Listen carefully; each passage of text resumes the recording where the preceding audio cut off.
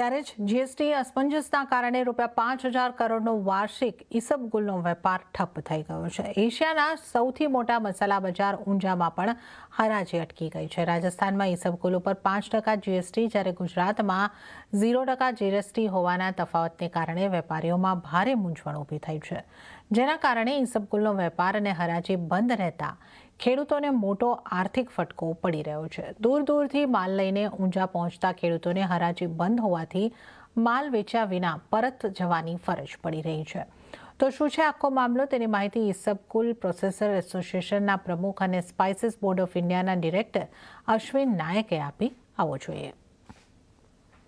GST આપણા દેશમાં લાગુ થયો ત્યારે એક વર્ડ એવો મૂકવામાં આવેલો કે ફ્રેશ ઈસબગુલ સીડ ઉપર 0% છે. તો એ ફ્રેશ એટલે શું, એની અમે ક્લેરિફિકેશન ગવર્મેન્ટ પાસે ગયા વર્ષે માંગેલી અને એમાં અમને જે અલગ અલગ રજૂઆતો કર્યા પછી એક એડવાન્સ રૂલિંગમાં જવાની સલાહ આપવામાં આવી અને એડવાન્સ રૂલિંગ કર્યા પછી એમાં ક્લેરિફિકેશન આપવામાં આવ્યું કે ફ્રેશ ઈસબગુલ સીડ એટલે જે ફાર્મર એપીએમસીમાં માલ લઈને આવે છે અને પ્રોસેસ થાય છે ત્યાં સુધી એ ફ્રેશ ઈસબગુલ સીડ જ છે. એ બેઝ ઉપર અમે લોકોએ છેલ્લા 2 મહિનામાં 1 જૂનથી લગાવીને જુલાઈની 25 સુધી વેપારો પણ કર્યા, 0%ના ઇન્વોઇસિંગ પણ થયા અને વેપાર વ્યવસ્થિત રીતે ચાલતો હતો. પણ આપણા પડોશી રાજ્ય રાજસ્થાનમાં જ્યાં આગળ ઈસબગુલનો પાક પણ થાય છે, ત્યાં જે વેપારીઓ અને ત્યાંના ખેડૂતો છે એ લોકોને એવું લાગ્યું કે રાજસ્થાનનો એક જીએસટીનો જે ચુકાદો છે અલગ હોવો જોઈએ, કારણ કે આ એડવાન્સ રૂલિંગ છે ગુજરાતનું છે ને ગુજરાતમાં જ લાગુ પડે.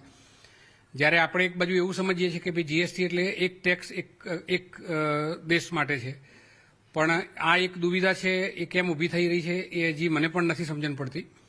અને એ લોકો રાજસ્થાનમાં એડવાન્સ રૂલિંગમાં ગયા તો રાજસ્થાનનું જે એડવાન્સ રૂલિંગ આવ્યું એ ગુજરાતના એડવાન્સ રૂલિંગ કરતાં જુદું આવ્યું. એટલે આપણે એવું કહી શકીએ કે એ લોકોએ એ જે ફ્રેશની વ્યાખ્યા છે એ જુદા પ્રમાણે કરી. તો એના કારણે ફરી પાછી દુવિધા ઊભી થઈ છે અને બંને બાજુ કામકાજ ઠપ થઈ ગયા છે.